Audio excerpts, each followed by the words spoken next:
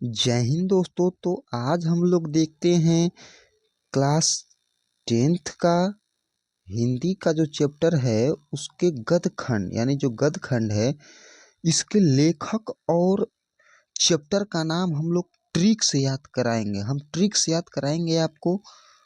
और ये आपको बता दें दोस्तों कि इस वीडियो में हम केवल गद्य खंड का ही कराएंगे। अगर अच्छा लगे तो बताइएगा, मैं काव्य खंड का भी बना दूंगा। तो ये इससे पहले मैं बता दूं दोस्तों कि आपको इस मैं जो ट्रिक बताऊंगा उसका जीवन से कोई लेना देना नहीं रहेगा।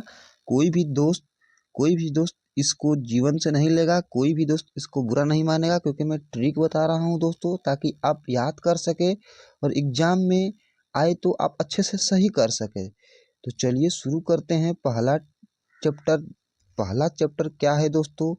तो पहला हमारा चैप्टर है कि भीमराव अंबेडकर।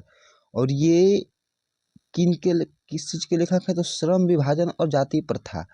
तो इसको याद करने का ट्रिक हम बता रहे हैं दोस्तों। देखिए, इसमें है श्रम। श्रम मतलब होता है मेहनत, काम। तो जो लोग काम करते हैं वो क्या होते हैं? तो भीम जैसे बलवान हो जाते हैं। देखिए, यहाँ भीम उठाइए और यहाँ से श्रम लीजिए। महाभारत में जो भीम थे, यानी जो श्रम करते हैं, देखिए दोस्तों यहाँ कट गया, जो श्रम करते हैं, जो काम करते हैं, वो क्या होते हैं? भीम जैसे बलवान होते हैं। किनके जैसे बलवान होते हैं? भीम जैसे। क्या करते हैं? जो श्रम करते हैं वो भीम जैसे बलवान होते हैं। और दोस्तों देखिए, इसको कैसे याद करेंगे कि ये क्या है? तो देखिए, जो भीम जैसे बलवान अब जब आप हो जाएंगे तो आपको कोई बांध नहीं सकता है। निबंध, देखिए बंद, निबंध में हटाइए, देखिए बंध आ रहा है ना, बंध या बांध। तो आपको बांध नहीं सकता, कोई बांध नहीं सकता है आपको, भीम जैसे बलवान हो जाएंगे तो।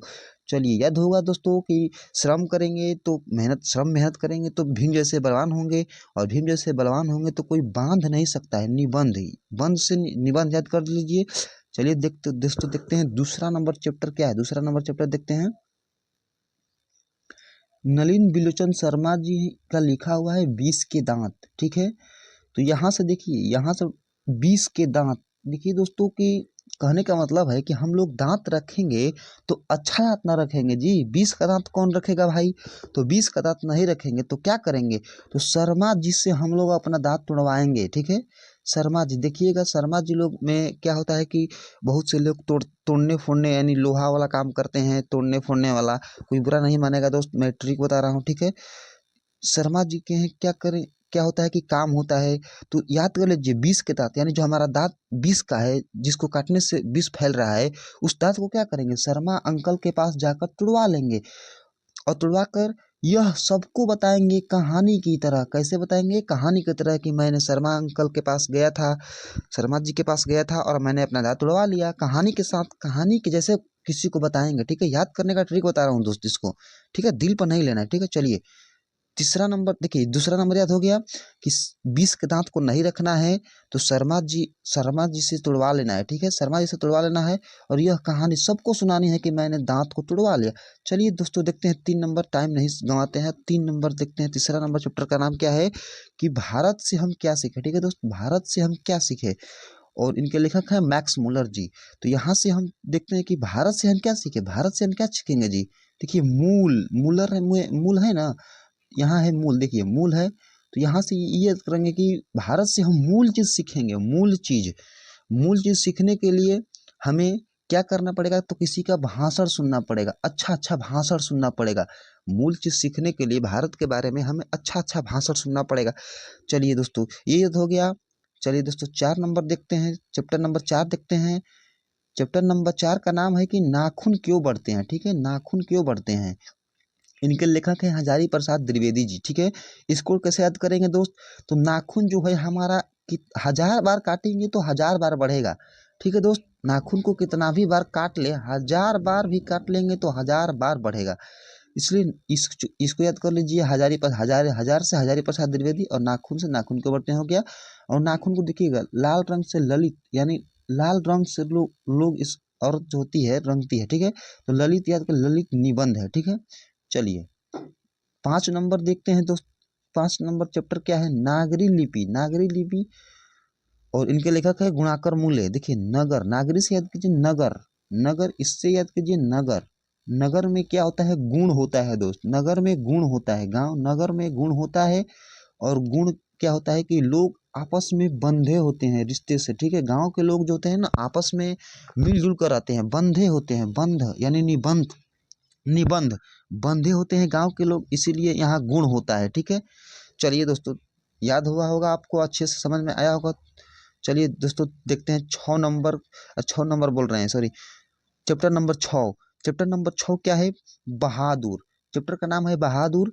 ये क्या है, इनके लेखक कौन है, अमरकांत जी हैं, ठीक है। तो जो बहादुर होते हैं वो अमर होते हैं, ऐसा जी, जो बहादुर होते हैं वो अमर होते हैं। और अमर जो बहादुर होते हैं कहानी भी उनकी ही सुनाई जाती है। जैसे हमारे हैं वीर शहीद भगत सिंह जी, वो बहादुर थे तो वो आज हमारे लिए अमर हैं। अमर है तो उनकी लोग कहानियां हमें सुनाते हैं, ठीक है। क्या करते हैं, कहानियां सुनाते हैं, किनके, तो भगत सिंह जी के, वीर भगत सिंह जी की कहानियां हम लोगों को सुनने को मिलती है, ठीक है दोस्त। चलिए दोस्तों नेक्स्ट चैप्टर क्या है, परंपरा का मूल्यांकन, ठीक है। नेक्स्ट चैप्टर क्या है दोस्त, परंपरा का मूल्यांकन। देखिए यहाँ है परंपरा का मूल्यांकन, और इसको याद करने का ट्रिक बता रहे हैं दोस्त कि यहाँ से उठिए राम, यानी प्रभु श्री राम, यानी राम जी से हमें क्या सीखना है, परंपरा सीखना है कि कैसे हम अच्छा काम करें, कैसे समाज को आगे ले जाए। तो परंपरा, परंपरा क्या होता है, तो परंपरा में हम लोग बंध जाना चाहिए, परंपरा में बंधे रहने से ही हम अच्छे इंसान बन सकते हैं। तो बंध से भी निबंध याद कर लीजिए। देखिए यहाँ भी मैंने बंध का ही ट्रिक बताया कि लोग यहाँ 5 नंबर चैप्टर जो है नागरी लिपि, यहाँ भी मैंने बंध से ही बताया था ट्रिक, और यहाँ भी बंध से ही बताया था, तो आप याद कर किए होंगे। चलिए देख, यहाँ याद करिए परंपरा यानी राम, प्रभु राम से हम लोग परंपरा सीखेंगे। चलिए नेक्स्ट क्वेश्चन, नेक्स्ट चैप्टर देखते हैं दोस्तों। 8 नंबर चैप्टर जो है ये है जीत जीत मैं निरखत हूँ, जीत जीत मैं निरखत हूँ। इनके लेखक है बिरजू महाराज जी।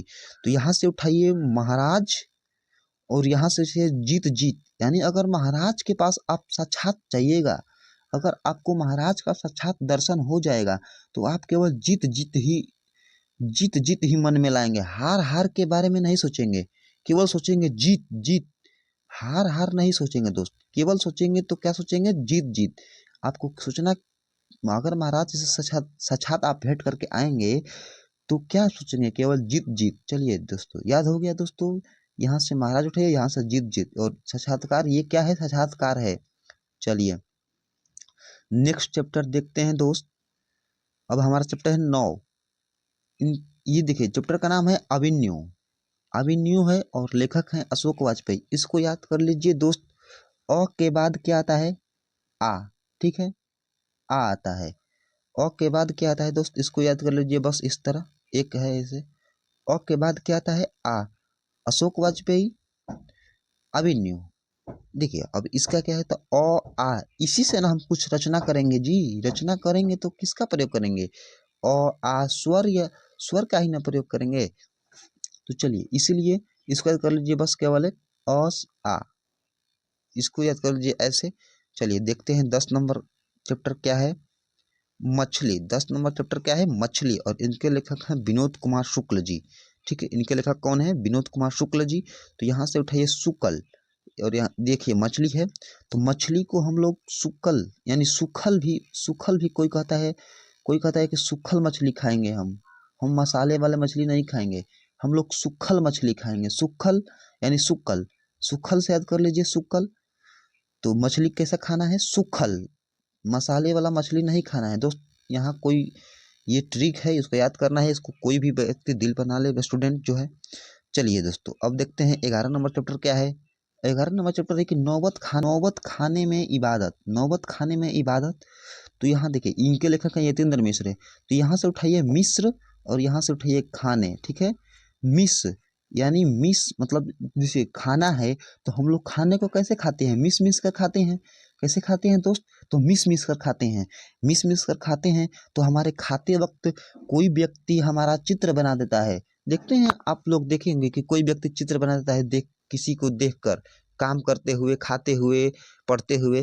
तो मतलब मान लीजिए हम खा रहे हैं मिस मिस कर खाना को, ठीक है, खाने को खा रहे हैं मिस मिस कर, तो कोई व्यक्ति हमारा चित्र बना दे रहा है, तो इससे याद हो जाएगा व्यक्ति चित्र है, क्या है, व्यक्ति चित्र है। दोस्तों अच्छे से याद हो गया हो तो सपोर्ट कीजिए, आगे का व्याख्यान का भी बना देंगे। चलिए ये देखिए, अब चैप्टर नंबर 12 है कि शिक्षा और संस्कृति।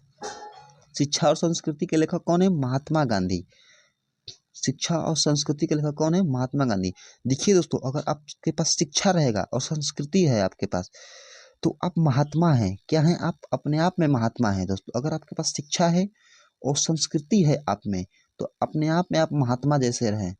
महात्मा बनने के लिए कुछ नहीं करना पड़ता है दोस्त। शिक्षा है और संस्कृति है। कोई टीका धारण कर लेने से महात्मा नहीं होता है दोस्त। शिक्षा होना चाहिए और संस्कृति, आप महात्मा है। ठीक है, तो इसको तो ऐसे याद कर लेंगे, शिक्षा शास्त्र है, यानी शिक्षा रहेगा तो शिक्षा शास्त्र, शिक्षा शास्त्र याद कर लीजिए, शिक्षा से शिक्षा शास्त्र। चलिए दोस्तों, मिलते हैं नेक्स्ट वीडियो में। तब तक के लिए दोस्तों, जय हिंद,